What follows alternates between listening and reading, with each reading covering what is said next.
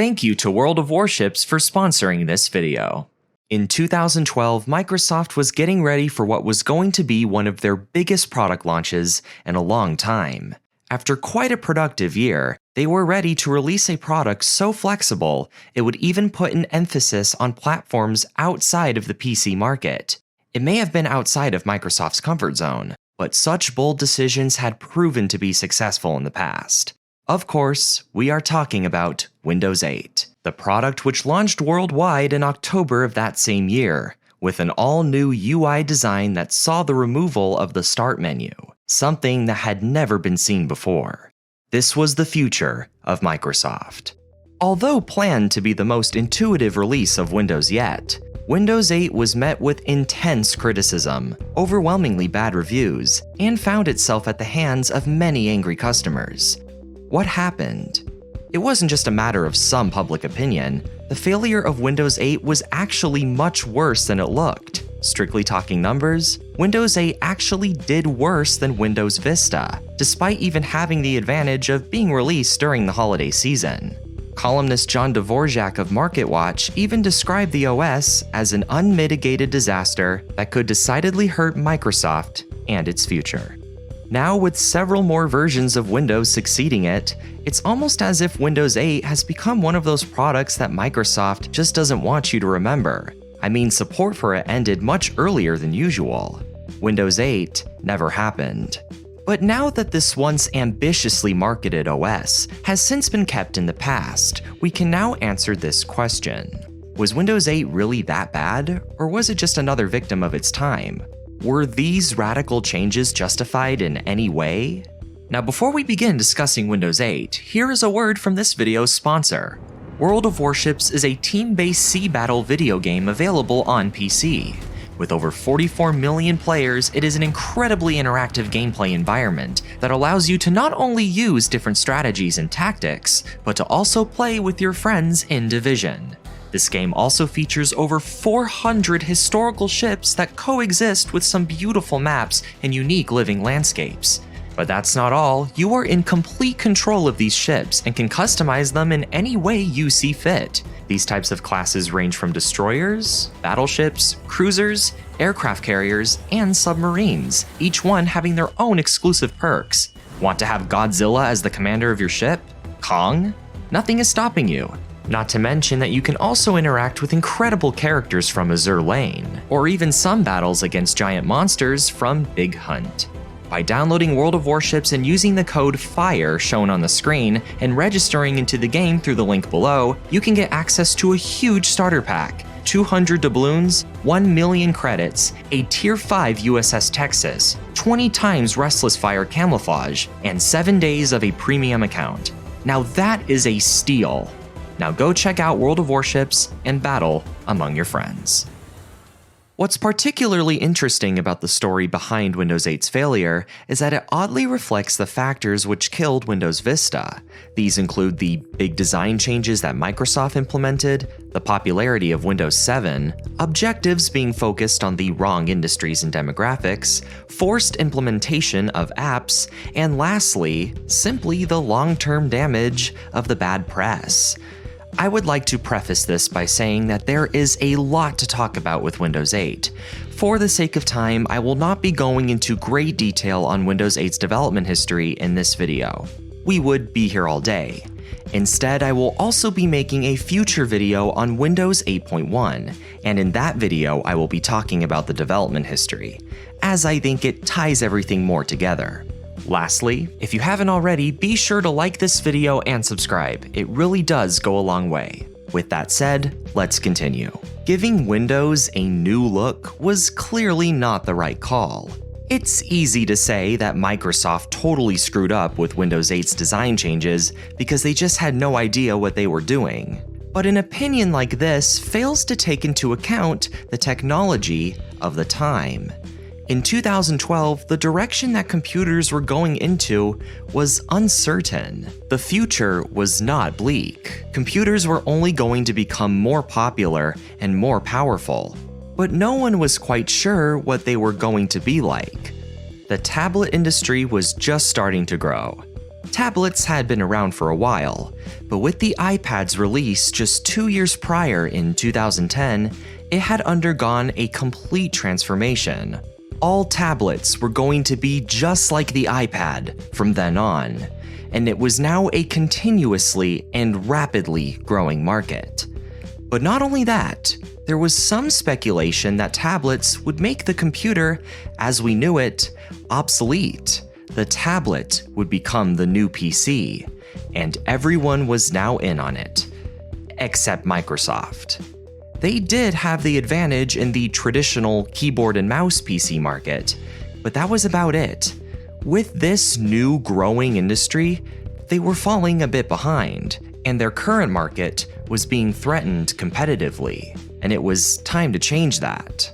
It seemed that their only option was to make their most popular product more inclusive to these other platforms. Compromises had to be made. It was time to change Windows into a tablet-friendly operating system, even if it's at the expense of their already iconic setup.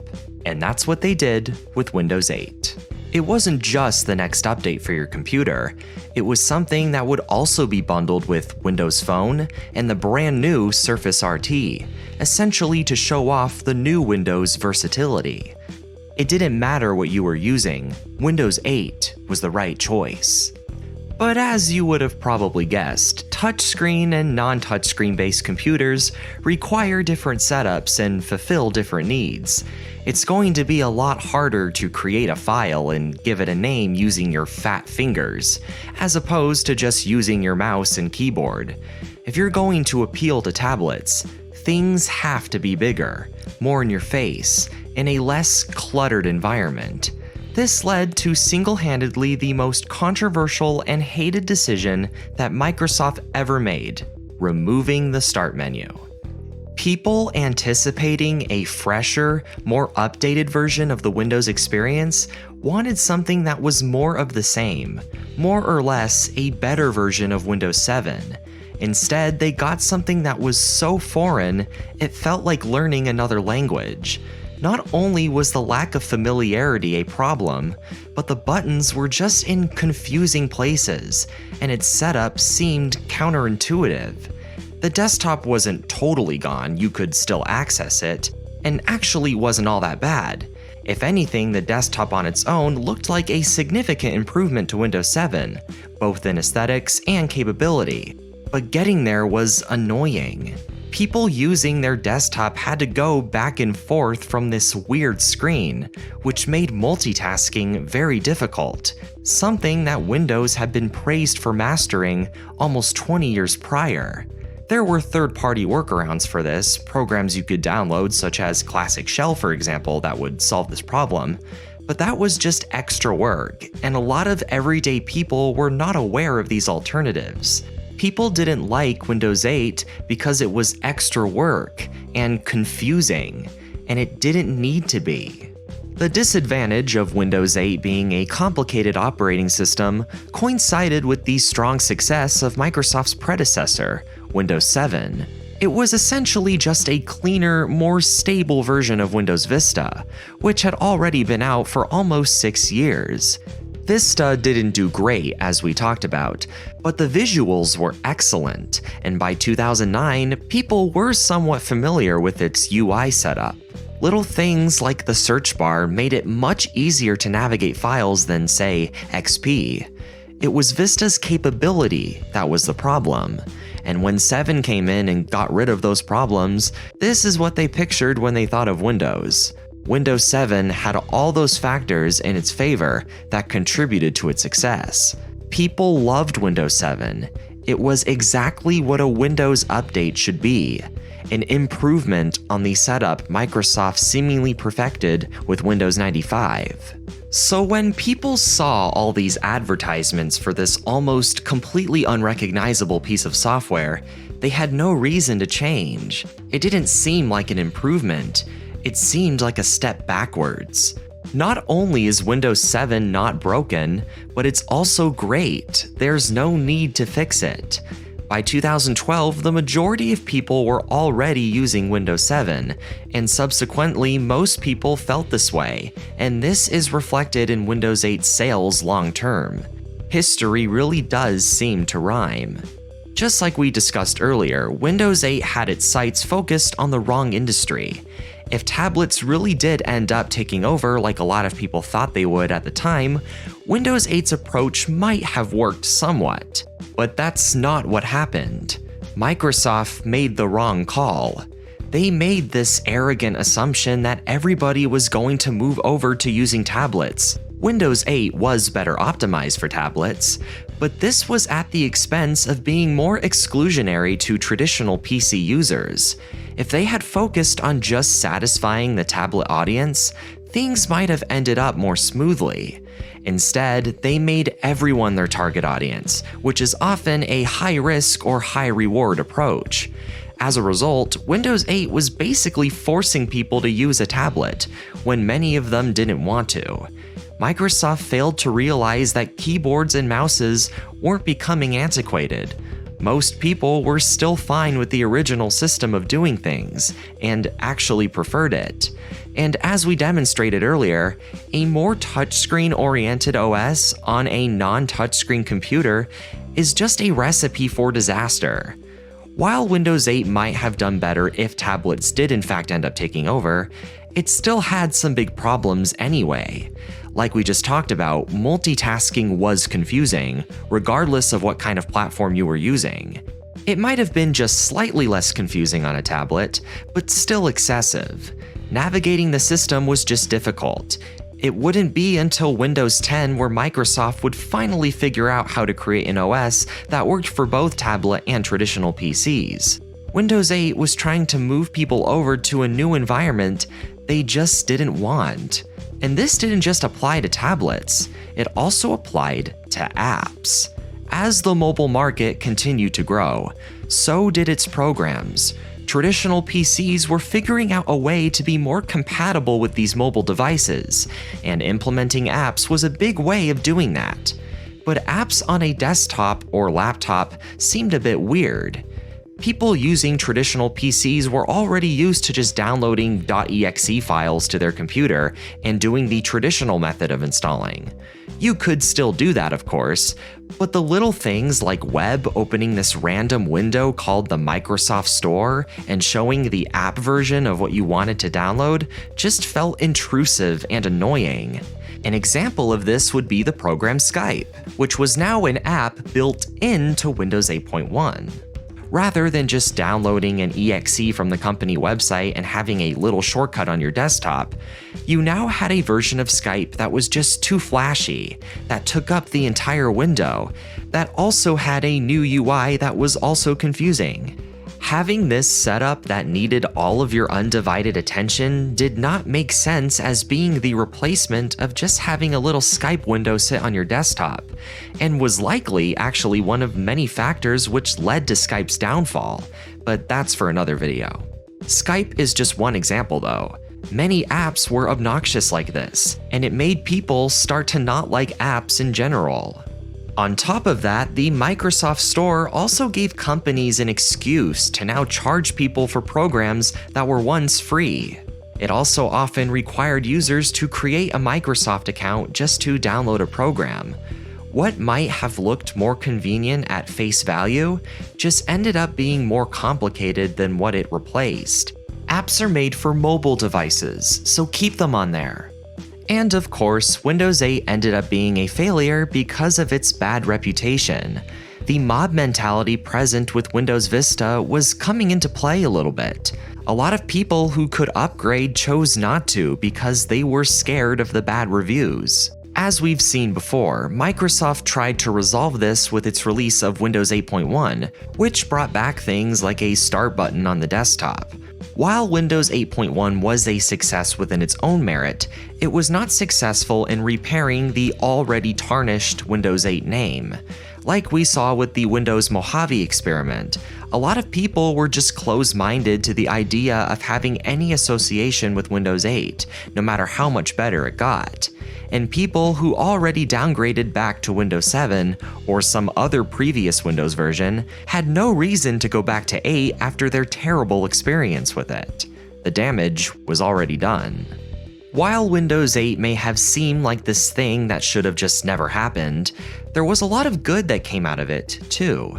If anything, Windows 8 can be looked at as the OS which sacrificed itself so that future Windows versions could improve upon its features without facing as much backlash. For example, Windows 8 introduced Windows Defender. It had existed prior, but Windows 8 was the first OS to have it built in. As someone who always had to shop around for the right antivirus software for my computer prior to Windows 8, this saved me a lot of time. I no longer have to worry about which antivirus program was most trustworthy. Windows Defender and a few freeware programs did just enough, at least because I'm not going on too many shady websites. It also introduced file history, a backup system very similar to Time Machine on Mac OS X, a program introduced not too long before the release of Windows 7. Surely such an innovative feature seen with their competition motivated Microsoft to include something similar on Windows 8. Additionally, despite being subject to strong criticism, even apps made a positive difference. Windows apps would get better with time, and people would start to get accustomed to them. Sort of like Apple removing the headphone jack in 2016. It was a culture shock for many people, but now, several years later, people don't really care anymore. All these other companies ended up making the same move anyway, because they accurately saw where technology was going. Apple faced very similar backlash with the first iMac back in 1998, when they decided to remove the floppy drive. But by 2001, virtually no one was even using floppy disks anymore, and it was a problem that was forgotten. People might not have liked apps at the time, but we've now come to a point where regular executables and apps can coexist peacefully. The ride was bumpy, but Windows 8 did set us up for that. What's also remarkable is that Windows 8 was able to accomplish all these things while keeping the system requirements about the same as Windows 7's. In terms of hardware, upgrading was not going to be an issue. Of course, there were bugs on Windows 8, but not nearly on the same level as Vista or Windows Me. That was not the main problem. While this just further demonstrates that Windows 8's failure was purely tied to aesthetics rather than being technology, it also showed significant growth on Microsoft's end. They were learning from the problems seen in Windows Vista and making sure to avoid them for the most part. Windows 8 walked so that other operating systems could run. Was Windows 8 really that bad? Yes, it arguably was. Its weakness was its overconfidence. It boldly stepped into a direction that most computers ended up not really going into. As one Reddit comment eloquently states, it solved problems that didn't exist. Unlike with past versions of Windows, it wasn't that everyday people did not have access to the resources necessary to run Windows 8, it was the fact that the OS itself was just poorly executed. Its hardware requirements were not intensive at the time. The main problem wasn't that it wasn't too slow or that it didn't support enough computers. People just didn't like the operating system itself. But rather than only regarding it as some disaster in Microsoft's history, Windows 8 should be given credit where credit is due. It did help set up for Windows 10's success, as 10 was able to learn from the things that 8 did wrong and make sure to circumvent them. Windows 10 did what Windows 8 wanted to do.